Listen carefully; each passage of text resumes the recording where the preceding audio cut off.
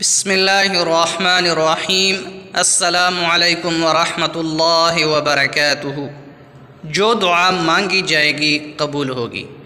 حدیث شریف میں ہے کہ مندرجہ ذیل کلمات پڑھنے کے بعد جو دعا مانگی جاتی ہے قبول ہوتی ہے۔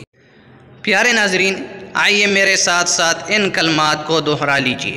لا الہ الا اللہ واللہ اکبر، لا الہ الا اللہ وحدہ لا شریک لہ، لہ الملک ولہ الحمد وہو علی کل شیء قدیر، لا الہ الا اللہ ولا حول ولا قوة۔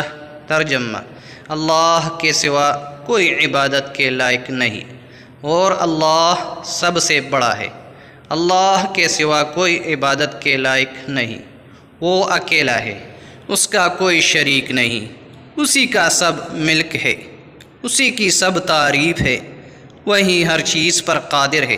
اللہ کے سوا کوئی عبادت کے لائق نہیں، اور گناہوں سے بچنے اور نیکی پر لگنے کی طاقت صرف اسی عظیم، بلند و برتر ذات کی طرف سے ہے۔